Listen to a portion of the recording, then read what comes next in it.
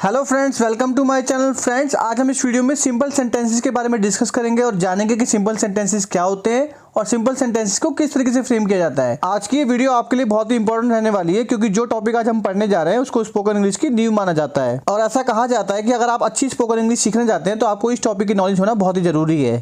तो चलिए वीडियो को स्टार्ट करते हैं। फ्रेंड्स, अगर आप चैनल पर नए हैं तो प्लीज चैनल को लाइक कर दीजिएगा, चैनल को सब्सक्राइब कर दीजिएगा। जैसा कि मैं आपको पहले ही बता चुका हूं कि इस वीडियो में हम सिंपल सेंटेंसेस के बारे में पढ़ेंगे। सबसे पहले हमारे लिए ये जानना जरूरी है कि सिंपल सेंटेंसेस आखिर होते क्या हैं। तो मैं आपको बता दूं, जो भी सिंपल सेंटेंसेस होते हैं उसमें कोई वर्ब नहीं होती, मतलब सब्जेक्ट कोई काम नहीं करता। इस तरीके के जो भी सेंटेंसेस होते हैं उनमें आपको सब्जेक्ट कोई काम करता हुआ दिखाई नहीं देगा। इसलिए सिंपल सेंटेंसेस को पहचानने का सबसे आसान तरीका यही है कि जितने भी सिंपल सेंटेंसेस होंगे उसमें कोई वर्ब नहीं होगी, इसमें बस सब्जेक्ट होता है, हेल्पिंग वर्ब होती है और ऑब्जेक्ट होता है। अब हम ये जान लेते हैं कि सिंपल सेंटेंसेस कितने प्रकार के होते हैं। तो मैं आपको बता दूं, सिंपल सेंटेंसेस 3 टाइप के होते हैं: सिंपल प्रेजेंट, सिंपल पास्ट और सिंपल फ्यूचर। सेंटेंसेस को पहचानने के लिए और सेंटेंसेस को फ्रेम करने के लिए हमें इस बात की नॉलेज होनी चाहिए कि प्रेजेंट किसे बोला जाता है, पास्ट किसे बोला जाता है और फ्यूचर किसे बोला जाता है। तो मैं आपको बता दूं, प्रेजेंट का मतलब होता है कि जो समय अभी चल रहा है, पास्ट का मतलब होता है जो समय बीत चुका है और फ्यूचर का मतलब होता है जो समय अभी आने वाला है। जैसा कि आप नोट्स में देख रहे हैं कि सिंपल प्रेजेंट, सिंपल पास्ट और सिंपल फ्यूचर को दो टाइप्स में बांटा गया है, टाइप 1 और टाइप 2। तो चलिए अब हम सबसे पहले सिंपल प्रेजेंट के दोनों टाइप के समझते हैं। टाइप 1 से रिलेटेड जितने भी सेंटेंसेस होंगे उनके अंत में या तो है आएगा या है आएगा या हूं आएगा और या हो आएगा। इसके एग्जाम्पल्स हैं: वह लड़का है, वे नटखट बालक हैं, मैं पागल हूं, तुम बहुत चतुर हो। इन सभी एग्जाम्पल्स में आप देख रहे हैं इन सेंटेंसेस के लास्ट में या तो है आ रहा है या है आ रहा है या हूं आ रहा है और या हो आ रहा है। और आप ये भी देख रहे हैं कि सेंटेंसेस में कोई वर्ब नहीं है, मतलब इन सेंटेंसेस में कुछ काम नहीं हो रहा है। सिंपल प्रेजेंट के टाइप 1 से रिलेटेड जितने भी सेंटेंसेस होंगे उनके अंदर is am are helping verb का प्रयोग होगा। अब हम सिंपल प्रेजेंट के टाइप 2 को समझते हैं। सिंपल प्रेजेंट के टाइप 2 से रिलेटेड जितने भी सेंटेंसेस होंगे उन सेंटेंसेस में आप देखेंगे या तो पास है वर्ड लिखा होगा या भाई बहन है वर्ड लिखा होगा या मैं है वर्ड लिखा होगा। जैसे इसके उदाहरण है: मेरे पास कार है, तुम्हारे पास स्कूटर है, इस कलम में स्याही है, तुम्हारा एक भाई है, उसकी 2 बहनें हैं, मेरे एक चाचा हैं। ऐसा कोई जरूरी नहीं है कि इस तरीके के सेंटेंसेस में केवल भाई बहन शब्द का ही प्रयोग हो। आप सेंटेंस को ऐसे ही बना सकते हैं: मेरे 5 मामा हैं, उसके 2 चाचा हैं। तो मेनली आपको सेंटेंसेस के अंदर सेंस को समझना है कि सेंटेंस कहना क्या चाह रहा है। सिंपल सेंटेंस के टाइप 2 से रिलेटेड सेंटेंसेस के अंदर has, have, do not, does not, has no, have no जैसी हेल्पिंग वर्ब का यूज होता है। अब हम समझते हैं कि सिंपल पास्ट सेंटेंसेस क्या होते हैं। जैसे कि मैं आपको पहले ही बता चुका हूं, सिंपल पास्ट का मतलब होता है जो समय अभी बीत चुका है। इसको 2 भागों में बांटा गया है, टाइप 1 और टाइप 2। टाइप 1 से रिलेटेड जितने भी सेंटेंसेस होंगे उन सेंटेंसेस के एंड में आप देखेंगे कि या तो था लिखा होगा या थी लिखा होगा या थे लिखा होगा। जैसे वह घर पर था, रीमा स्कूल में थी, बच्चे पार्क में थे।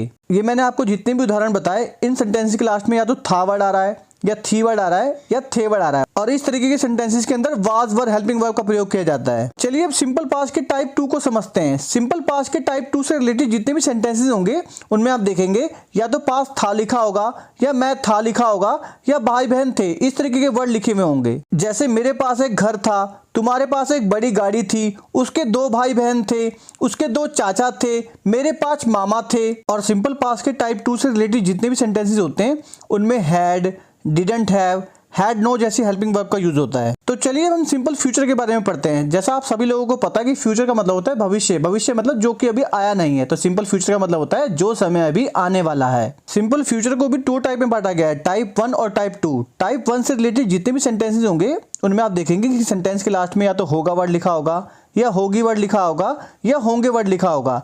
जैसे राम घर पर होगा, सीता स्कूल में होगी, बच्चे पार्क में होंगे। और इस तरीके के सेंटेंसेस के अंदर विल बी हेल्पिंग वर्ब का यूज किया जाता है। अब हम इसके टाइप 2 को समझते हैं। टाइप 2 से रिलेटेड जितने भी सेंटेंसेस होंगे उनमें पास होगा, मैं होगा, भाई बहन होंगे, इस तरीके के शब्दों का यूज होगा। जैसे मैं आप लोगों को बोलूं 10 साल बाद मेरे पास एक घर होगा, तुम्हारे पास एक गाड़ी होगी, उस घर में 5 कमरे होंगे, उसके 2 भाई होंगे, उसकी 3 बहनें होंगी, उसके 5 मामा होंगे। तो इन सेंटेंसेस में आप देख रहे हैं कि जो भी बात हो रही है वो फ्यूचर को लेके हो रही है, मतलब वो चीज़ अभी हुई नहीं है, वो भविष्य में होगी। और मैं आपको बता दूं कि सिंपल फ्यूचर के टाइप 2 से रिलेटेड सेंटेंसेस के अंदर विल हैव हेल्पिंग वर्ब का यूज होता है। फ्रेंड्स, हमने सिंपल सेंटेंसेस के पूरे कंसेप्ट को इस डायग्राम की हेल्प से समझ लिया है। इतना सब कुछ पढ़ने के बाद आप लोगों को एक बात तो क्लियर हो गई होगी कि सेंटेंस चाहे सिंपल प्रेजेंट का हो, चाहे सिंपल पास्ट का हो और चाहे सिंपल फ्यूचर का हो, जितने भी सिंपल सेंटेंसेस होते हैं उनमें ना तो कोई वर्ब होती है और ना सब्जेक्ट के द्वारा कोई एक्शन किया जाता है। फ्रेंड्स, सिंपल सेंटेंसेस का टॉपिक बहुत बड़ा है और इस कंसेप्ट को अच्छे से समझने के लिए हमें इसे इंटरवल में पढ़ना होगा। तो आज हम इस वीडियो में सिंपल प्रेजेंट के टाइप 1 को समझेंगे और जानेंगे कि सिंपल प्रेजेंट के टाइप 1 से रिलेटेड सेंटेंसेस को किस तरीके से फ्रेम किया जाता है। तो चलिए अब हम जानते हैं कि सिंपल प्रेजेंट सेंटेंसेस किस प्रकार के होते हैं और उनकी पहचान कैसे की जाती है। जितने भी सिंपल प्रेजेंट से रिलेटेड सेंटेंसेस होंगे उनकी पहचान ये होती है कि इनके वाक्य के अंत में या तो है आता है या है आता है या हो आता है और या हूँ आता है। जैसे मैं लड़का हूँ, वह लड़की है, हम बच्चे हैं, तुम लड़के हो। तो इन सेंटेंसेस में आप क्या देख रहे हैं, इन सेंटेंसेस के एंड में या तो है आ रहा है या है आ रहा है या हो आ रहा है और या हूँ आ रहा है। अब हम ये जान लेते हैं कि सिंपल प्रेजेंट के टाइप 1 से रिलेटेड अफर्मेटिव सेंटेंसेस को फ्रेम करने के रूल क्या हैं। रूल के हिसाब से सबसे पहले सब्जेक्ट आता है, फिर इज एम आर, इन तीनों में से कोई एक चीज आएगी और लास्ट में ऑब्जेक्ट आता है। अब आप ये जानना चाहेंगे कि रूल के अंदर जो इज एम आर की बात हो रही है ये क्या चीज होती है और इसका प्रयोग किस प्रकार से किया जाता है। तो मैं आपको बता दूं, जो ये इज एम आर है इसको हम बोलते हैं हेल्पिंग वर्ब। अगर वाक्य आई से शुरू हो तो आई के साथ एम का प्रयोग होता है। अगर वाक्य ही, शी, इट या सिंगुलर नाउन से शुरू हो तो आप इज का प्रयोग करेंगे और अगर वाक्य यू, वी, दे या प्लूरल नाउन से शुरू हो तो आप आर का प्रयोग करेंगे। तो चलिए अब हम कुछ बेसिक वर्ड मीनिंग को जान लेते हैं, क्योंकि इन वर्ड्स का प्रयोग लगभग हर सेंटेंस में किया जाता है और उनकी हेल्प से ही सेंटेंसेस को फ्रेम किया जाता है। सबसे पहला वर्ड है ही का मतलब होता है वह और ये लड़के के लिए प्रयोग किया जाता है। सेकंड वर्ड है शी, इसका मतलब भी होता है वह, लेकिन ये लड़की के लिए यूज किया जाता है। थर्ड वर्ड है इट, इसको आप वह भी बोल सकते हैं या यह भी बोल सकते हैं। इसको निर्जीव वस्तु या जानवरों के लिए यूज किया जाता है। फोर्थ वर्ड है आई को हिंदी में बोलते हैं मैं। फिफ्थ वर्ड है वी का मतलब होता है हम। सिक्स्थ वर्ड है यू को आप तुम भी बोल सकते हैं, आप भी बोल सकते हैं या तू भी बोल सकते हैं। सेवंथ वर्ड है दे को हिंदी में बोला जाता है वे। एट्थ वर्ड है सिंगुलर नाउन का मतलब होता है एक वचन संज्ञा। किसी व्यक्ति, वस्तु अथवा स्थान के नाम को संज्ञा कहते हैं। जब भी किसी एक व्यक्ति, एक वस्तु या एक स्थान की बात की जाएगी तो उसको हम हिंदी में बोलते हैं एक वचन संज्ञा। जैसे राम, आगरा, पंखा। इनमें आप क्या देख रहे हैं, राम एक व्यक्ति है, आगरा एक स्थान का नाम है और पंखा एक वस्तु है। अब नाइन्थ वर्ड है प्लूरल नाउन, इसका मतलब होता है बहुवचन संज्ञा। जब भी एक से ज्यादा व्यक्तियों की बात की जाएगी, एक से ज्यादा वस्तु की बात की जाएगी या एक से ज्यादा स्थान की बात की जाएगी तो उसको हम हिंदी में बोलेंगे बहुवचन संज्ञा। जैसे राम और श्याम, पंखे, दिल्ली और आगरा। तो इन एग्जाम्पल्स में आप क्या देख रहे हैं कि राम और श्याम में दो व्यक्तियों की बात की जा रही है, पंखों में भी दो वस्तुओं की बात की जा रही है। इस तरीके से दिल्ली और आगरा में भी दो स्थानों की बात की जा रही है। तो जब भी वाक्य में एक से ज्यादा व्यक्तियों की बात की जाएगी, एक से ज्यादा वस्तुओं की बात की जाएगी और एक से ज्यादा स्थानों की बात की जाएगी तो उसको हम हिंदी में बोलेंगे बहुवचन संज्ञा और उसको इंग्लिश में बोलते हैं प्लूरल नाउन। तो चलिए अब इसका 10th वर्ड समझते हैं। 10th वर्ड है हिज को आप उसका भी बोल सकते हैं, उसकी भी बोल सकते हैं या उसके भी बोल सकते हैं। ये जनरली लड़के के लिए यूज होता है। 11th वर्ड है हर का मतलब होता है उसका, उसकी या उसके। इस वर्ड को लड़की के लिए प्रयोग किया जाता है। 12th वर्ड है हिम को आप उसे भी बोल सकते हैं या उसको भी बोल सकते हैं। इस वर्ड को लड़के के लिए प्रयोग किया जाता है। 13th वर्ड है हिमसेल्फ का मतलब होता है वह स्वयं और ये लड़के के लिए प्रयोग किया जाता है। 14th वर्ड है हर सेल्फ, इसका भी मतलब वह स्वयं ही होता है लेकिन ये लड़की के लिए प्रयोग किया जाता है। 15th वर्ड है इट्स का मतलब होता है इसका या उसका। 16th वर्ड है इटसेल्फ, इसका मतलब होता है स्वयं। 17th वर्ड है अस को आप हमें भी बोल सकते हैं या हमको भी बोल सकते हैं। 18th वर्ड है आवर का मतलब होता है हमारा और 19th वर्ड है आवर सेल्फ, जिसका मतलब होता है हम स्वयं। चलिए अब अगले वर्ड का मीनिंग समझते हैं। अगला वर्ड है ऑन, जिसका मतलब होता है अपना या स्वयं का। 21st वर्ड है यूर को आप तुम्हारा ही बोल सकते हैं या आपका ही बोल सकते हैं। 22nd वर्ड है योर सेल्फ, जिसका मतलब होता है तुम स्वयं या आप स्वयं। 23rd वर्ड है देम, जिसका मतलब होता है उन्हें। 24th वर्ड है देयर, इसको हम हिंदी में बोलते हैं उनका। 25th वर्ड है देमसेल्फ, जिसका मतलब होता है वे स्वयं। 26th वर्ड है मी को बोलते हैं मुझे। 27th वर्ड है माई को आप मेरा भी बोल सकते हैं या मेरी भी बोल सकते हैं। 28th वर्ड है माइंड को आप मेरा भी बोल सकते हैं या मेरी भी बोल सकते हैं। इसका लास्ट वर्ड है माई सेल्फ, जिसको हम हिंदी में मैं स्वयं बोलते हैं। फ्रेंड्स, हमने ये बेसिक वर्ड मीनिंग इसलिए समझे हैं क्योंकि इन वर्ड का यूज लगभग हर सेंटेंस में किया जाता है और अगर हमें इनका मीनिंग नहीं पता होगा तो हम सेंटेंस को फ्रेम नहीं कर पाएंगे। हो सकता है काफी स्टूडेंट्स को इन वर्ड का मीनिंग पहले ही पता हो। अगर उनको ये मीनिंग पता है तो वेल एंड गुड, लेकिन जिनको ये मीनिंग नहीं पता है ये वीडियो उनके लिए बनाई गई है। फ्रेंड्स, अभी तक हमने लगभग सभी वर्ड्स मीनिंग को पढ़ लिया है जो सेंटेंसेस को फ्रेम करने में हमारी हेल्प करेंगे। तो चलिए अब हम सिंपल प्रेजेंट के टाइप 1 के कंसेप्ट को एक एग्जांपल की हेल्प से समझने की कोशिश करते हैं। इसके लिए हम एक साधारण वाक्य लेते हैं, वह एक अच्छा लड़का है। रूल के हिसाब से सबसे पहले सब्जेक्ट आएगा, फिर इज एम आर, इन तीनों में से कोई एक चीज आएगी और फिर ऑब्जेक्ट आएगा। आपके लिए सेंटेंस में सबसे पहले ये जानना जरूरी है कि सेंटेंस में सब्जेक्ट क्या है और ऑब्जेक्ट क्या है। तो मैं आपको बता दूं, सेंटेंस में जो मेन पर्सन होता है उसको सब्जेक्ट बोला जाता है। जैसे इस सेंटेंस में जो मेन पर्सन है वो है वह और वह को बोलते हैं ही। और सेंटेंस में सब्जेक्ट और हेल्पिंग वर्ब को छोड़ के जो भी चीज बचती है वो ऑब्जेक्ट होता है। जैसे इस सेंटेंस में एक अच्छा लड़का ऑब्जेक्ट है, जिसको हम इंग्लिश में बोलेंगे अ गुड बॉय। हमने अब जान लिया है कि सेंटेंस में सब्जेक्ट क्या है और ऑब्जेक्ट क्या है। चलिए हम सेंटेंस को फ्रेम करते हैं। रूल के हिसाब से सबसे पहले सब्जेक्ट आएगा। इस सेंटेंस में जो सब्जेक्ट है वो है वह, और वह को बोलते हैं ही, तो सबसे पहले आ जाएगा ही। फिर इज एम आर, इन तीनों में से कोई एक चीज आएगी। तो याद कीजिए, मैंने आपको बता रखा है, अगर सेंटेंस ही, शी, इट या सिंगुलर नाउन से स्टार्ट हो तो आप इज का प्रयोग करेंगे। क्योंकि ये सेंटेंस ही से स्टार्ट हो रहा है तो आप लगाएंगे इज, तो इज आ जाएगा। फिर लास्ट में आएगा ऑब्जेक्ट। इस सेंटेंस में जो ऑब्जेक्ट है वो है एक अच्छा लड़का, जिसको हम इंग्लिश में बोलेंगे अ गुड बॉय। उसको मैंने देखो ब्रैकेट में भी लिख रखा है। तो सेंटेंस क्या बन जाएगा, he is a good boy. तो चलिए इस कंसेप्ट को कुछ और एग्जांपल की हेल्प से समझने की कोशिश करते हैं। इसका सबसे पहला एग्जांपल है, वह लड़का है। रूल के हिसाब से सबसे पहले सब्जेक्ट आएगा, और इस सेंटेंस में जो सब्जेक्ट है वो है वह, और वह को बोलते हैं ही, तो सबसे पहले आ जाएगा ही। फिर इज एम आर, इन तीनों में से कोई एक चीज आएगी। मैंने आपको बता रखा है, अगर सेंटेंस ही, शी, इट या सिंगुलर नाउन से शुरू हो तो आप इज का प्रयोग करेंगे। क्योंकि ये सेंटेंस ही से शुरू हो रहा है तो आप लगाएंगे इज। फिर लास्ट में आएगा ऑब्जेक्ट। इस सेंटेंस में जो ऑब्जेक्ट है वो है लड़का, जिसको हम इंग्लिश में बोलते हैं बॉय। तो सेंटेंस क्या बन गया, ही इज अ बॉय। मैंने लगभग सभी सेंटेंसेस के अंदर ऑब्जेक्ट को एक ब्रैकेट में रख रखा है ताकि आपको ऑब्जेक्ट को पहचानने में कोई प्रॉब्लम ना हो। अब हम इसका एग्जांपल नंबर सेकंड समझते हैं। वह एक लड़की है। रूल के हिसाब से सबसे पहले सब्जेक्ट आएगा।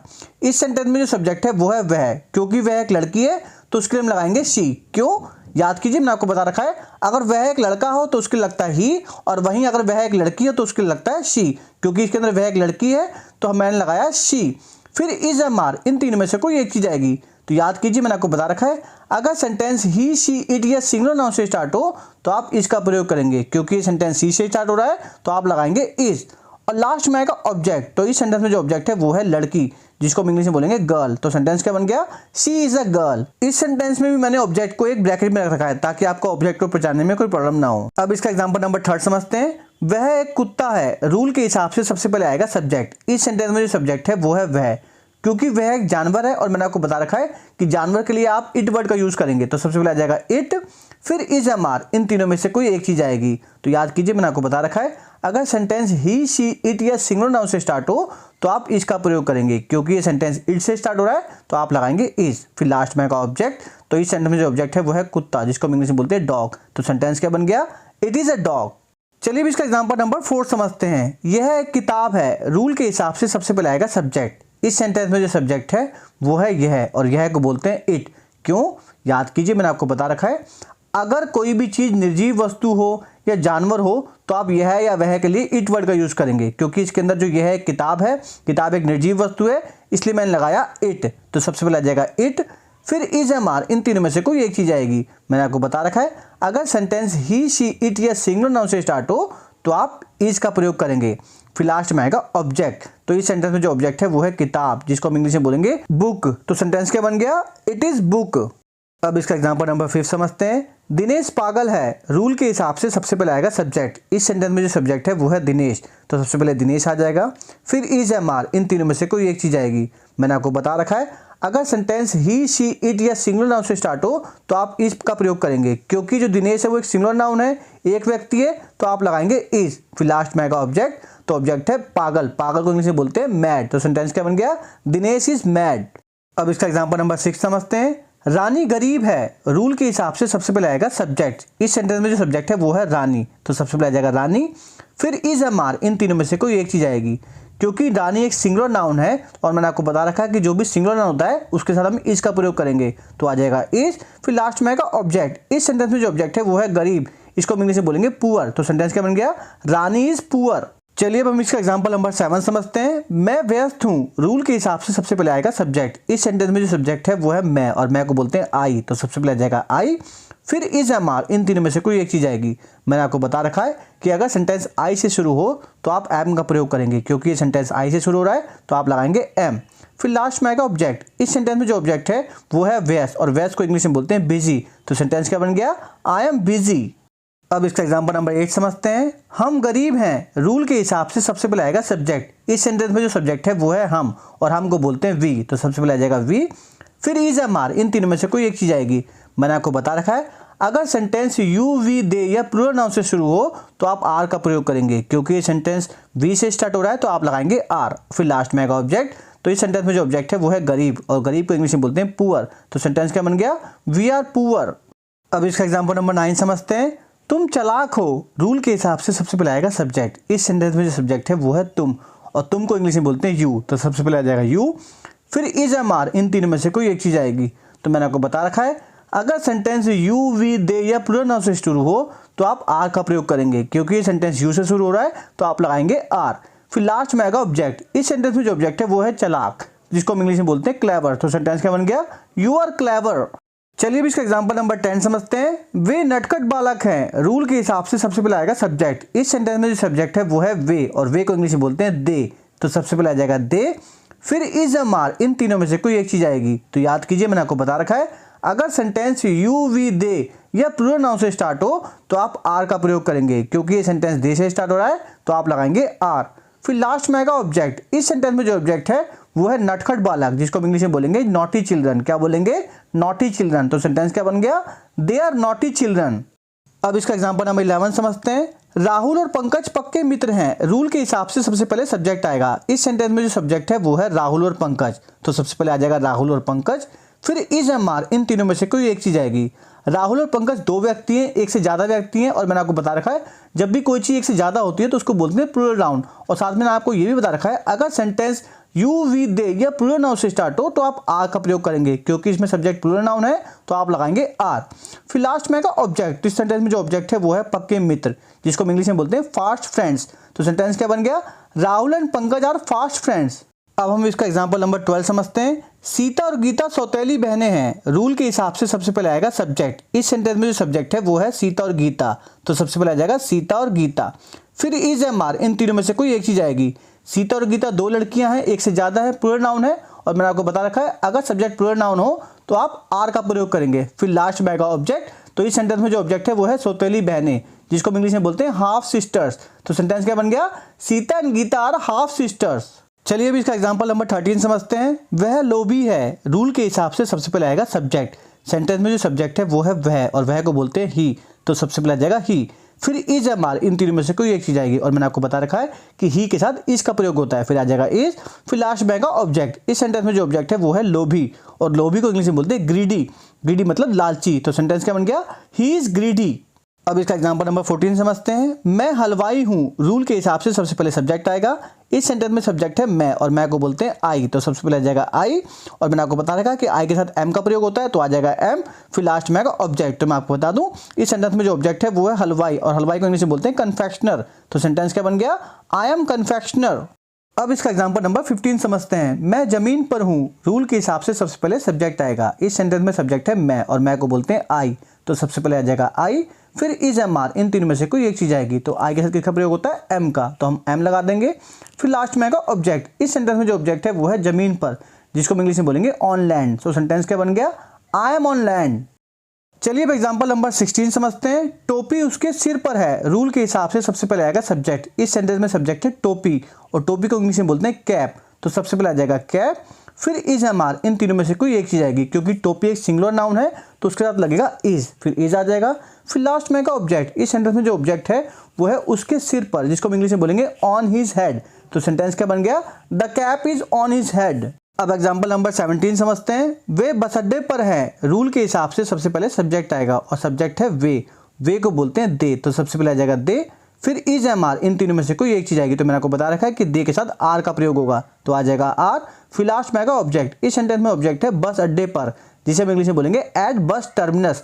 तो सेंटेंस क्या बन गया, they are at bus terminus. अब इसका एग्जांपल नंबर 18 समझते हैं। यह पका आम है, रूल के हिसाब से सबसे पहले सब्जेक्ट आएगा। इस सेंटेंस में जो सब्जेक्ट है वो है यह को आप इट भी बोल सकते हैं और दिस भी बोल सकते हैं। तो सबसे पहले आ जाएगा इट, फिर इज एम आर, इन तीनों में से कोई एक चीज का प्रयोग होगा। तो मैंने आपको बता रखा है अगर सेंटेंस ही शी इट या सिंगुलर नाउन से स्टार्ट हो तो आप इज का प्रयोग करेंगे, क्योंकि ये सेंटेंस इट से स्टार्ट हो रहा है तो आप लगाएंगे इज।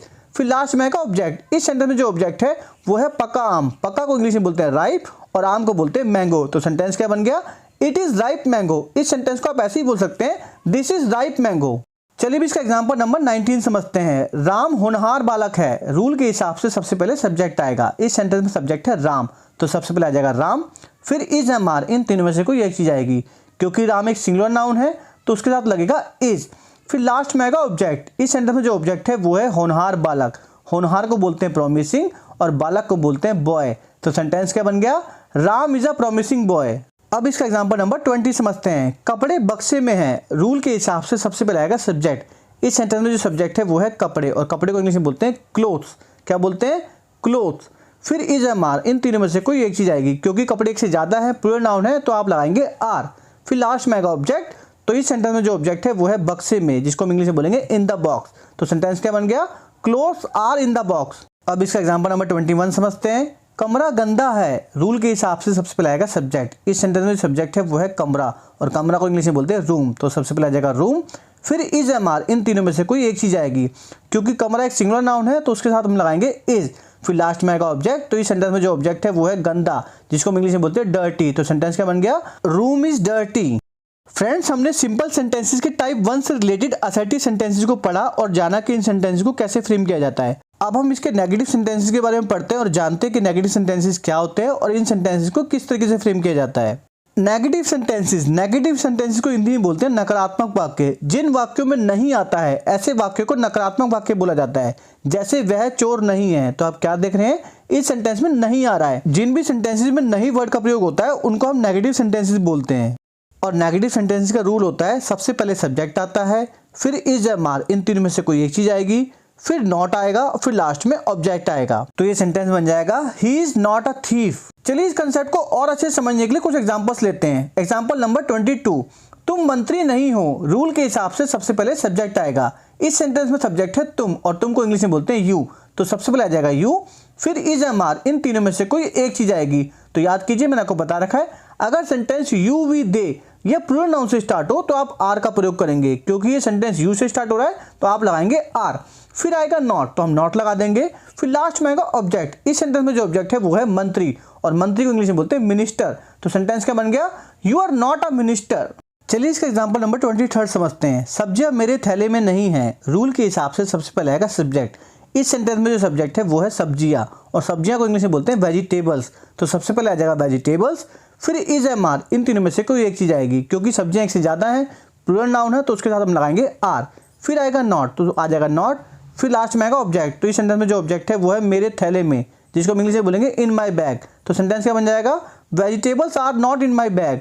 अब इसका एग्जांपल नंबर 24 समझते हैं। सरिता स्वस्थ नहीं है, रूल के हिसाब से सबसे पहले आएगा सब्जेक्ट। इस सेंटेंस में जो सब्जेक्ट है वो है सरिता, तो सबसे पहले आ जाएगा सरिता, फिर इज एम आर, इन तीनों में से कोई एक चीज आएगी। सरिता एक सिंगल लेडी है, सिंगुलर नाउन है, तो उसके साथ में लगाएंगे इज। फिर आएगा नॉट, तो हम नॉट लगा देंगे। फिर लास्ट में आएगा ऑब्जेक्ट। तो इस सेंटेंस में जो ऑब्जेक्ट है वो है स्वस्थ, जिसको हम इंग्लिश में बोलते हैं हेल्दी। तो सेंटेंस क्या बन गया, सरिता इज नॉट हेल्दी। चलिए अब इसका एग्जांपल नंबर 25 समझते हैं। नक्शा दीवार पर नहीं है, रूल के हिसाब से सबसे पहले आएगा सब्जेक्ट। इस सेंटेंस में जो सब्जेक्ट है वो है नक्शा और नक्शा को इंग्लिश में बोलते हैं मैप। तो सबसे पहले आ जाएगा मैप, फिर इज एम आर, इन तीनों में से कोई एक चीज आएगी, क्योंकि नक्शा एक सिंगुलर नाउन है, एक वस्तु है, तो उसके लिए हम लगाएंगे इज। फिर आएगा नॉट, तो हम नॉट लगा देंगे। फिर लास्ट में आएगा ऑब्जेक्ट। इस सेंटेंस में जो ऑब्जेक्ट है वो है दीवार पर, जिसको हम इंग्लिश में बोलेंगे ऑन द वॉल। तो सेंटेंस क्या बन गया, map is not on the wall. अब इसका एग्जांपल नंबर 26 समझते हैं। उसकी माँ घर पर नहीं है, रूल के हिसाब से सबसे पहले आएगा सब्जेक्ट। इस सेंटेंस में जो सब्जेक्ट है वो है उसकी माँ, जिसको हम इंग्लिश में बोलते हैं हिज मदर। तो सबसे पहले आ जाएगा हिज मदर, फिर इज एम आर, इन तीनों में से कोई एक चीज आएगी। तो मैंने आपको बता रखा है, अगर सब्जेक्ट आपका सिंगुलर नाउन हो तो आप इसका प्रयोग करेंगे, क्योंकि इसमें सब्जेक्ट उसकी माँ एक सिंगुलर नाउन है, तो हम लगाएंगे इज। फिर आएगा नॉट, तो हम नॉट लगा देंगे। फिर लास्ट में आएगा ऑब्जेक्ट। इस सेंटेंस में जो ऑब्जेक्ट है वो है घर पर, जिसको हम इंग्लिश में बोलेंगे एट होम। तो सेंटेंस क्या बन गया, his mother is not at home. अब इसका एग्जांपल नंबर 27 समझते हैं। राहुल काना आदमी नहीं है, रूल के हिसाब से सबसे पहले आएगा सब्जेक्ट। इस सेंटेंस में जो सब्जेक्ट है वो है राहुल, तो सबसे पहले आ जाएगा राहुल, फिर इज एम आर, इन तीनों में से कोई एक चीज आएगी, क्योंकि राहुल एक सिंगुलर नाउन है, एक व्यक्ति है, तो उसके लिए हम लगाएंगे इज। फिर आएगा नॉट, तो हम नॉट लगा देंगे। फिर लास्ट में आएगा ऑब्जेक्ट। तो इस सेंटेंस में जो ऑब्जेक्ट है वो है काना आदमी, जिसको हम इंग्लिश में बोलते हैं वन आइड मैन। तो सेंटेंस क्या बन गया, Rahul is not a one eyed man. चलिए अब इसका एग्जांपल नंबर 28 समझते हैं। मेरा भाई चपरासी नहीं है, रूल के हिसाब से सबसे पहले आएगा सब्जेक्ट। इस सेंटेंस में जो सब्जेक्ट है वो है मेरा भाई, जिसको हम इंग्लिश में बोलेंगे माई ब्रदर। तो सबसे पहले आ जाएगा माई ब्रदर, फिर इज एम आर, इन तीनों में से कोई एक चीज आएगी, क्योंकि मेरा भाई एक सिंगुलर नाउन है, तो उसके साथ हम लगाएंगे इज।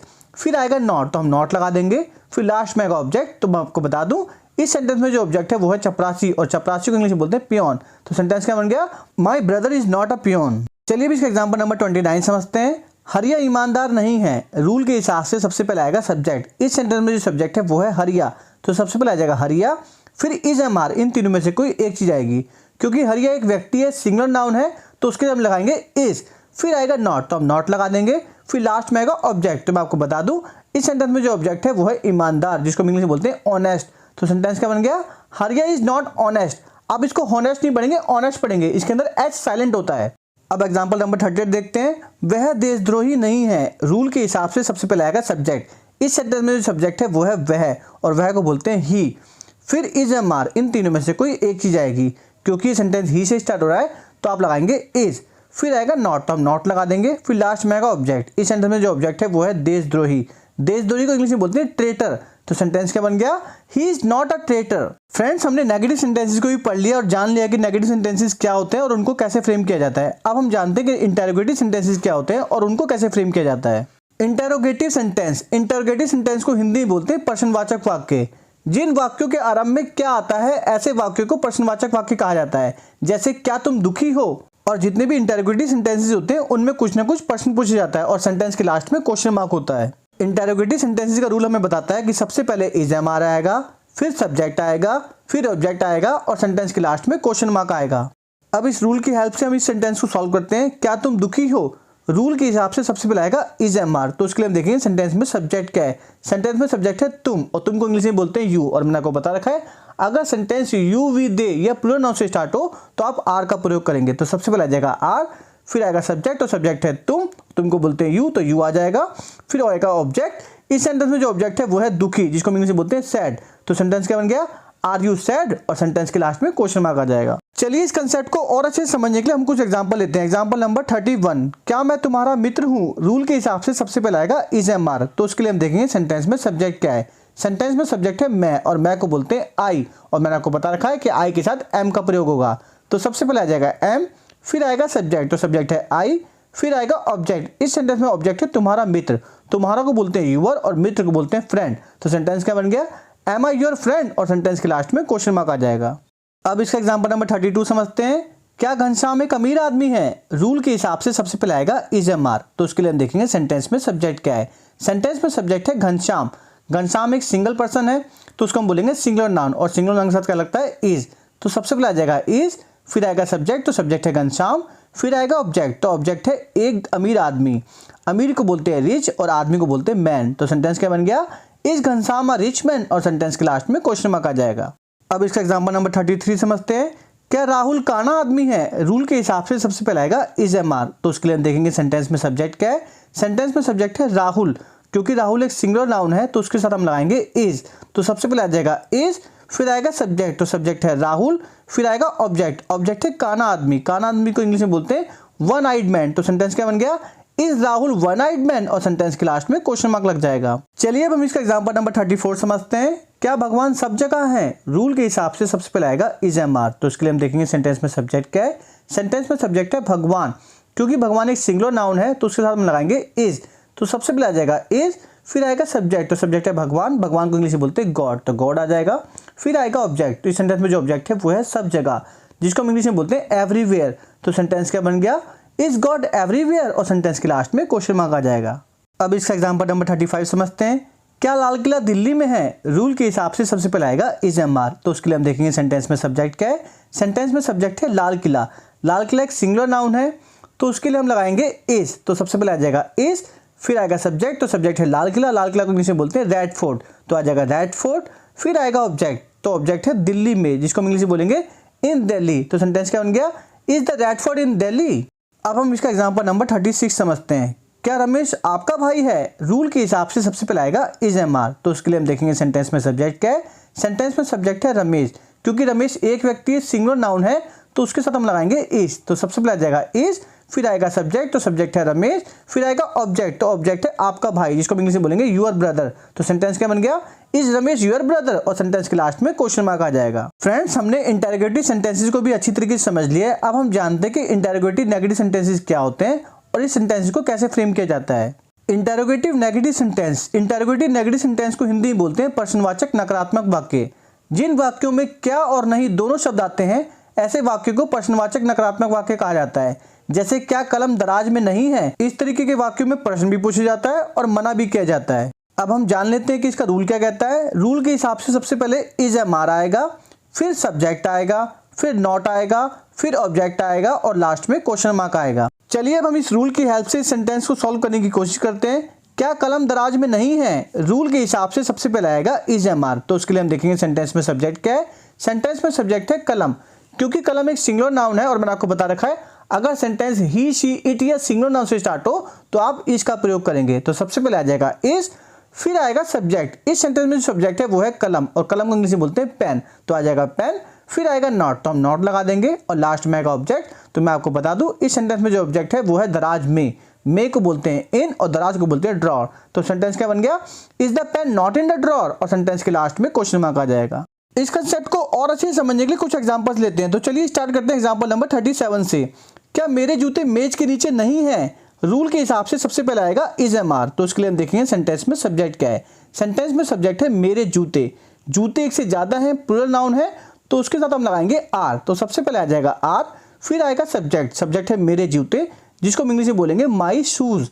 उसके बाद आएगा नॉट, तो हम नॉट लगा देंगे। फिर लास्ट में आएगा ऑब्जेक्ट। तो इस सेंटेंस में जो ऑब्जेक्ट है वो है मेज के नीचे, जिसको इंग्लिश में बोलते हैं अंडर द टेबल। तो सेंटेंस क्या बन गया, are my shoes not under the table, और सेंटेंस के लास्ट में क्वेश्चन मार्क आ जाएगा। अब इसका एग्जांपल नंबर 38 समझते हैं। क्या वह महान नारी नहीं है, रूल के हिसाब से सबसे पहले आएगा इज एम आर। उसके लिए हम देखेंगे सेंटेंस में सब्जेक्ट क्या है। सेंटेंस में सब्जेक्ट है वह, क्योंकि वह एक लड़की है तो उसके लिए हम शी लगाते हैं और शी से क्या आता है इज। तो सबसे पहले आ जाएगा इज, फिर आएगा सब्जेक्ट, तो सब्जेक्ट है शी, फिर आएगा नॉट, तो हम नॉट लगा देंगे। फिर लास्ट में आएगा ऑब्जेक्ट। तो सेंटेंस में ऑब्जेक्ट है महान नारी, जिसको हम इंग्लिश में बोलते हैं ग्रेट वुमेन। तो सेंटेंस क्या बन गया, is she not great women, और सेंटेंस के लास्ट में क्वेश्चन मार्क लग जाएगा। अब इसका एग्जांपल नंबर 39 समझते हैं। क्या राहुल काना आदमी नहीं है, रूल के हिसाब से सबसे पहले आएगा इज एम आर। तो उसके लिए हम देखेंगे सेंटेंस में सब्जेक्ट क्या है। सेंटेंस में सब्जेक्ट है राहुल, क्योंकि राहुल एक व्यक्ति है, सिंगुलर नाउन है, तो उसके साथ हम लगाएंगे इज। तो सबसे पहले आ जाएगा इज, फिर सब्जेक्ट आ जाएगा राहुल, फिर आ जाएगा नॉट, फिर लास्ट में आएगा ऑब्जेक्ट। तो इस सेंटेंस में जो ऑब्जेक्ट है वो है काना आदमी, जिसको हम इंग्लिश में बोलेंगे वन आइड मैन। तो सेंटेंस क्या बन गया, is Rahul not a one eyed man, और सेंटेंस के लास्ट में क्वेश्चन मार्क लग जाएगा। चलिए अब इसका एग्जांपल नंबर 40 समझते हैं। क्या तुम दुखी नहीं हो, रूल के हिसाब से सबसे पहले आएगा इज एम आर। तो उसके लिए हम देखेंगे सेंटेंस में सब्जेक्ट क्या है। सेंटेंस में सब्जेक्ट है तुम, और तुम को बोलते हैं यू, और यू के साथ क्या आता है आर। तो सबसे पहले आ जाएगा आर, फिर आ जाएगा सब्जेक्ट जो कि है यू, फिर आ जाएगा नॉट, तो हम नॉट लगा देंगे। फिर लास्ट में आएगा ऑब्जेक्ट। इस सेंटेंस में ऑब्जेक्ट है दुखी, और दुखी को हम इंग्लिश में बोलते हैं सैड। तो सेंटेंस क्या बन गया, आर यू नॉट सैड, और सेंटेंस के लास्ट में क्वेश्चन मार्क आ जाएगा। अब इसका एग्जांपल नंबर 41 समझते हैं। क्या उसकी माँ घर पर नहीं है, रूल के हिसाब से सबसे पहले आएगा इज एम आर। तो उसके लिए हम देखेंगे सेंटेंस में सब्जेक्ट क्या है। सेंटेंस में सब्जेक्ट है उसकी माँ, क्योंकि उसकी माँ एक लेडी है और सिंगुलर नाउन है, तो उसके साथ हम लगाएंगे इज। तो सबसे पहले आ जाएगा इज, फिर आ जाएगा सब्जेक्ट। सब्जेक्ट है उसकी माँ, जिसको हम इंग्लिश में बोलेंगे हर मदर, तो हर मदर आ जाएगा। फिर आएगा नॉट, तो हम नॉट लगा देंगे, और लास्ट में आएगा ऑब्जेक्ट। इस सेंटेंस में जो ऑब्जेक्ट है वो है घर पर, जिसको हम इंग्लिश में बोलते हैं एट होम। तो सेंटेंस क्या बनेगा, is her mother not at home, और सेंटेंस के लास्ट में क्वेश्चन मार्क लग जाएगा। अब इसका एग्जांपल नंबर 42 समझते हैं। क्या वह वैध नहीं है, रूल के हिसाब से सबसे पहले आएगा इज एम आर। तो उसके लिए हम देखेंगे सेंटेंस में सब्जेक्ट क्या है। सेंटेंस में सब्जेक्ट है वह, और वह को बोलते हैं ही, और ही के साथ लगता है इज। तो सबसे पहले आ जाएगा इज, फिर आ जाएगा सब्जेक्ट, तो सब्जेक्ट है ही, फिर आ जाएगा नॉट, फिर लास्ट में आएगा ऑब्जेक्ट। इस सेंटेंस में जो ऑब्जेक्ट है वो है वैध, जिसको इंग्लिश में बोलते हैं फिजिशियन। तो सेंटेंस क्या बन गया, is he not a physician, और सेंटेंस के लास्ट में क्वेश्चन मार्क आ जाएगा। फ्रेंड्स, अभी तक हमने इस सेंटेंस के अंदर असर्टिव सेंटेंस को समझा, नेगेटिव सेंटेंस को समझा, इंटरोगेटिव सेंटेंस को समझा और इंटरोगेटिव नेगेटिव सेंटेंस को समझा। तो चलिए मैं अब आपको बताता हूं कि WH फैमिली से रिलेटेड इंटरोगेटिव सेंटेंसेस क्या होते हैं और इससे जुड़े सेंटेंस को किस तरीके से फ्रेम किया जाता है। WH family related interrogative sentence, जिसका मतलब होता है WH फैमिली से संबंधित प्रश्नवाचक वाक्य। जिन वाक्यों में WH फैमिली शब्द जैसे क्या, क्यों, कहाँ, कब, कैसे, किसके द्वारा, किसके साथ आदि शब्दों का प्रयोग करके कोई प्रश्न पूछा जाता है, ऐसे वाक्य को WH फैमिली से जुड़े प्रश्नवाचक वाक्य कहा जाता है। जैसे इसका उदाहरण है, आप इस समय कहाँ हैं। आप देख रहे हैं सेंटेंस में कहाँ वर्ड का यूज किया जा रहा है, जो कि एक WH फैमिली वर्ड है। इन सेंटेंसेस की यही पहचान होती है कि इनके अंदर WH फैमिली वर्ड का यूज करके ही क्वेश्चन को बनाया जाएगा और सेंटेंस के लास्ट में क्वेश्चन मार्क आएगा। अब आप लोगों के माइंड में एक प्रश्न उठ रहा होगा कि सर आपने तो बताया था कि जो इंटरोगेटिव सेंटेंसेस होते हैं उनको हम प्रश्नवाचक वाक्य बोलते हैं, और आप अभी बता रहे हो कि WH family related interrogative sentence भी होते हैं, तो इन दोनों में आखिर डिफरेंस क्या है? हम कैसे पहचानेंगे कि जो इंटरोगेटिव सेंटेंसेस होते हैं और जो WH फैमिली से रिलेटेड इंटरोगेटिव सेंटेंसेस होते हैं उनमें डिफरेंस क्या होता है? तो मैं आप लोगों को बता दूं कि जो आपने इंटरोगेटिव सेंटेंसेस के एग्जांपल सॉल्व किया है अभी, उनमें आपने देखा होगा कि सेंटेंस के स्टार्टिंग में क्या वर्ड आता है, जबकि जो WH फैमिली से रिलेटेड इंटरोगेटिव सेंटेंसेस होते हैं उनमें स्टार्टिंग में क्या नहीं आता, उनमें सेंटेंस के बीच में कहीं WH फैमिली वर्ड का यूज करके क्वेश्चन को बनाया जाता है। और इन दोनों सेंटेंस के बीच में डिफरेंस करने का मैं आपको एक बहुत ही सिंपल तरीका बताता हूं कि जब भी आप किसी भी सवाल का जवाब हाँ या ना में दे सकें तो वो इंटरोगेटिव सेंटेंस है, और जब आप किसी भी क्वेश्चन का आंसर हाँ या ना में ना दे सकें तो वो WH फैमिली से रिलेटेड इंटरोगेटिव सेंटेंस होते हैं। जैसे मैं आपसे बोलूं क्या वह लड़का है, क्या वह लड़का है, तो आप क्या बोलोगे? या तो आप हाँ बोलोगे और या आप ना बोलोगे। तो जब आप अपना आंसर यस और नो में दे सकें तो वो कौन सा सेंटेंस है? Interrogative sentence. तो उस केस में हम इंटरोगेटिव सेंटेंस वाला रूल लगाएंगे। लेकिन अगर मैं आपसे बोलूं आप इस समय कहाँ हैं, तो क्या आप इस प्रश्न का आंसर मुझे यस और नो में दे सकते हैं? नहीं ना। इस क्वेश्चन का आंसर देने के लिए आपको मुझे बताना पड़ेगा कि आप इस समय कहाँ पर हैं। तो ऐसे वाक्य जिसका आंसर आप यस या नो में ना दे सके, जिसका आपको प्रॉपर आंसर देना पड़े, तो उसको हम कहते हैं WH फैमिली से रिलेटेड इंटरोगेटिव सेंटेंसेस। तो चलिए अब हम जानते हैं कि WH फैमिली रिलेटेड सेंटेंसेस को फ्रेम करने के रूल क्या है। रूल के हिसाब से सबसे पहले WH फैमिली वर्ड आता है, फिर इज MR, इन तीनों में से कोई एक चीज आएगी, फिर सब्जेक्ट आएगा और लास्ट में ऑब्जेक्ट आएगा। और क्योंकि इन सेंटेंसेस में भी कुछ ना कुछ क्वेश्चन पूछा जाता है, इसलिए सेंटेंस के लास्ट में क्वेश्चन मार्क जरूर आएगा। तो चलिए हम सेंटेंस को फ्रेम करते हैं। आप इस समय कहाँ हैं, तो सबसे पहले आएगा WH फैमिली वर्ड। इस सेंटेंस में WH फैमिली वर्ड है कहाँ, और कहाँ को हम इंग्लिश में बोलते हैं वेयर। तो सबसे पहले आ जाएगा वेयर, फिर इज MR, इन तीनों में से कोई एक चीज आएगी। तो उसके लिए हम देखेंगे सेंटेंस में सब्जेक्ट क्या है। सेंटेंस में सब्जेक्ट है आपको इंग्लिश में बोलते हैं यू, और यू के साथ क्या लगता है? आर। तो फिर आ जाएगा आर, फिर आएगा सब्जेक्ट, तो सब्जेक्ट है यू, फिर लास्ट में आएगा ऑब्जेक्ट। इस सेंटेंस में ऑब्जेक्ट है इस समय, जिसको हम इंग्लिश में बोलते हैं एट दिस मोमेंट। तो सेंटेंस क्या बन गया? Where are you at this moment, और सेंटेंस के लास्ट में क्वेश्चन मार्क आ जाएगा। तो चलिए इस कंसेप्ट को और अच्छे से समझने के लिए कुछ एग्जांपल लेते हैं। एग्जांपल नंबर 43, आप घर पर क्यों हैं। रूल के हिसाब से सबसे पहले आएगा WH फैमिली वर्ड। इस सेंटेंस में WH फैमिली वर्ड है क्यों, और क्यों को इंग्लिश में बोलते हैं वाई। तो सबसे पहले आ जाएगा वाई, फिर आएगा इज MR, इन तीनों में से कोई एक चीज। तो उसके लिए देखेंगे सेंटेंस में सब्जेक्ट क्या है। सेंटेंस में सब्जेक्ट है आप, और आपको बोलते हैं यू, और यू के साथ लगता है आर। तो आ जाएगा आर, फिर आएगा सब्जेक्ट, तो सब्जेक्ट आएगा यू, फिर लास्ट में आएगा ऑब्जेक्ट। इस सेंटेंस में जो ऑब्जेक्ट है वो है घर पर, जिसको इंग्लिश में बोलेंगे एट होम। तो सेंटेंस क्या बन गया? Why are you at home, और सेंटेंस के लास्ट में क्वेश्चन मार्क लग जाएगा। अब इसका एग्जांपल नंबर 44 देखते हैं। आप घर पर किसके साथ हो। रूल के हिसाब से सबसे पहले आएगा WH फैमिली वर्ड। इस सेंटेंस में WH फैमिली वर्ड है किसके साथ, जिसको इंग्लिश में बोलते हैं विद हुम। तो सबसे पहले आ जाएगा विद हुम, फिर इज MR, इन तीनों में से कोई एक चीज आएगी। तो उसके लिए हम देखेंगे सेंटेंस में सब्जेक्ट क्या है। सेंटेंस में सब्जेक्ट है आप, और आपको इंग्लिश में बोलते हैं यू, और यू के साथ क्या लगता है? आर। तो हम लगा देंगे आर, फिर आएगा सब्जेक्ट, तो सब्जेक्ट है यू, और लास्ट में आएगा ऑब्जेक्ट। ऑब्जेक्ट है घर पर, जिसको इंग्लिश में बोलते हैं एट होम। तो सेंटेंस क्या बन गया? With whom are you at home, और सेंटेंस के लास्ट में क्वेश्चन मार्क लग जाएगा। अब इसका एग्जांपल नंबर 45 समझते हैं। रवि अच्छा लड़का कैसे है। रूल के हिसाब से सबसे पहले आएगा WH फैमिली वर्ड। इस सेंटेंस में WH फैमिली वर्ड है कैसे, जिसको हम इंग्लिश में बोलते हैं हाउ। तो सबसे पहले आ जाएगा हाउ, फिर इज MR, इन तीनों में से कोई एक चीज आएगी। तो उसके लिए हम देखेंगे सेंटेंस में सब्जेक्ट क्या है। सेंटेंस में सब्जेक्ट है रवि। रवि एक सिंगुलर पर्सन है, सिंगुलर नाउन है, तो उसके साथ हम लगाएंगे इज। तो आ जाएगा इज, फिर आएगा सब्जेक्ट, तो सब्जेक्ट है रवि, और लास्ट में आएगा ऑब्जेक्ट। इस सेंटेंस में जो ऑब्जेक्ट है वो है अच्छा लड़का, जिसको इंग्लिश में बोलते हैं अ गुड बॉय। तो सेंटेंस क्या बन गया? How is Ravi a good boy, और सेंटेंस के लास्ट में क्वेश्चन मार्क आ जाएगा।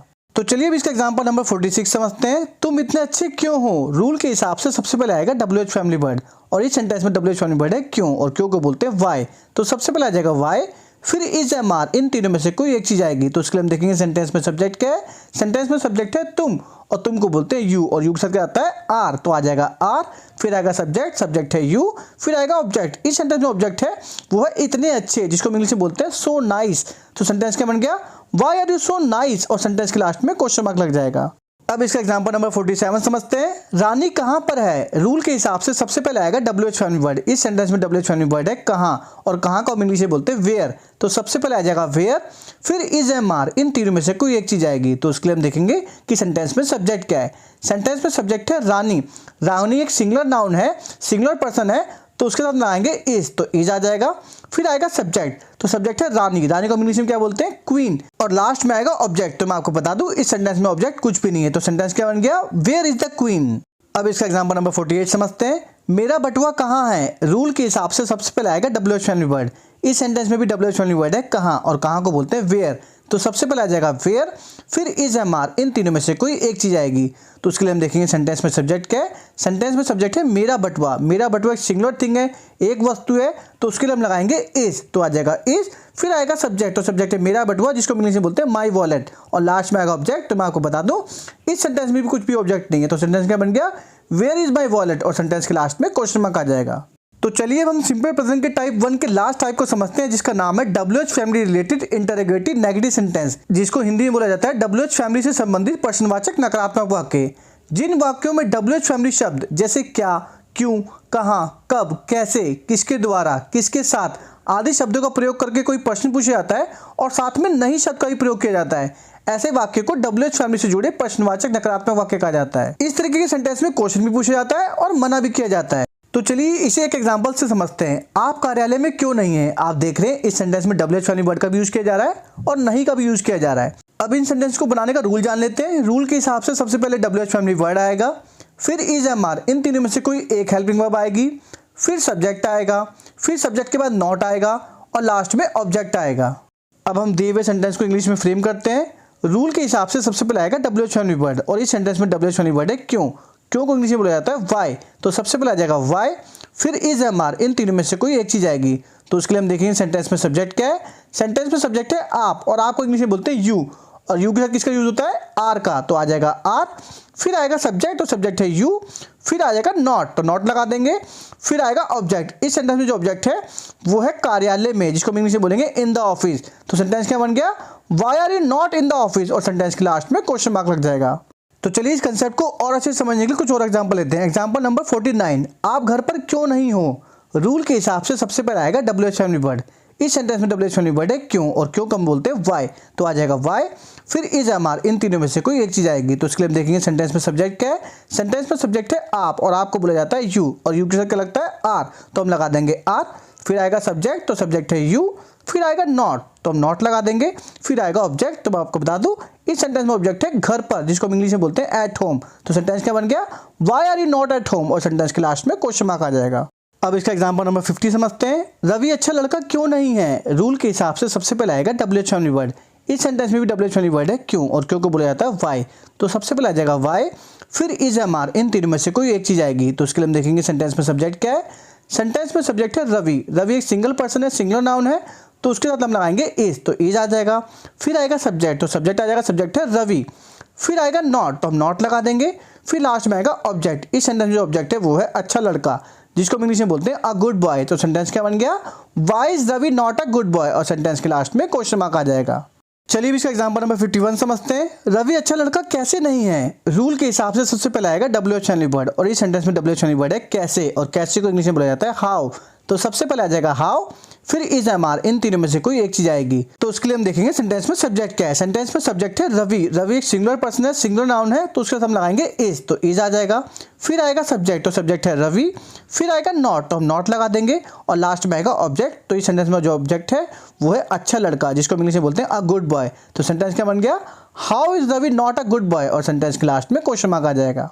फ्रेंड्स, हमने आज इस वीडियो में सिंपल प्रेजेंट के टाइप 1 के लगभग सभी टाइप को 1 बाय 1 करके समझ लिया है। जिसका पहला टाइप था असर्टिव सेंटेंस, सेकंड टाइप था नेगेटिव सेंटेंस, थर्ड टाइप था इंटरोगेटिव सेंटेंस, फोर्थ टाइप था interrogative negative sentence, fifth type था WH family related interrogative sentence, और सिक्स टाइप था WH family related interrogative negative sentence. अब हम इन सभी टाइप को एक क्वेश्चन की हेल्प से एक साथ करते हैं, ताकि कंसेप्ट हमें अच्छे से आ जाए। इसके लिए हम सबसे पहला एग्जांपल देखते हैं। आप अच्छे हो, ये एक असर्टिव सेंटेंस है, तो ये कैसे लिखेंगे यू आर नाइस, और जब हमें इसका नेगेटिव सेंटेंस बनाना हो तो आप हेल्पिंग वर्ब के बाद नॉट लगा देंगे। तो सेंटेंस क्या बन जाएगा यू आर नॉट नाइस, और जब हमें इसका इंटरोगेटिव सेंटेंस बनाना हो तो हम हेल्पिंग वर्ब को आगे ले जाएंगे।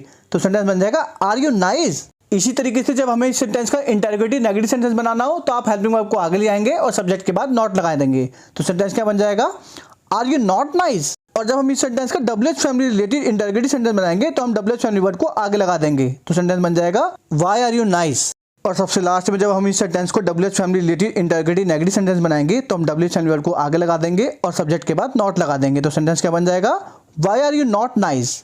तो फ्रेंड्स, आई होप आपको ये सिंपल प्रेजेंट का टाइप 1 का कंसेप्ट पूरी तरीके से समझ में आ चुका होगा। और मैं आपको ये गारंटी देता हूँ कि इस वीडियो को देखने के बाद अब आपको इससे जुड़े सेंटेंस को फ्रेम करने में कोई प्रॉब्लम नहीं होगी। फ्रेंड्स, इस वीडियो को पूरा देखने के बावजूद भी अगर किसी भी स्टूडेंट को इस टॉपिक में कोई प्रॉब्लम होती है तो आप मुझे अपनी प्रॉब्लम कमेंट बॉक्स में शेयर कर सकते हैं। आपके कमेंट का रिप्लाई जरूर किया जाएगा और आपकी प्रॉब्लम को सॉल्व किया जाएगा। फ्रेंड्स, मैंने इस वीडियो के लिए 50,000 लाइक का टारगेट रखा हुआ है। अगर आपने इस वीडियो पे 50,000 लाइक करा दिए तो मैं समझ जाऊंगा कि आपको ये वीडियो अच्छी लगी और आपको ये कंसेप्ट अच्छे से समझ में आ चुका है। तो चलिए फ्रेंड्स, मिलते हैं फिर नए वीडियो में। फ्रेंड्स, अगर आपको ये वीडियो अच्छी लगी तो वीडियो को ज्यादा से ज्यादा लाइक कीजिए और ज्यादा से ज्यादा सब्सक्राइब कीजिए। Thanks for watching this video. Friends, if you like this video please like, subscribe and share my channel. Please like and subscribe my channel for more video like this.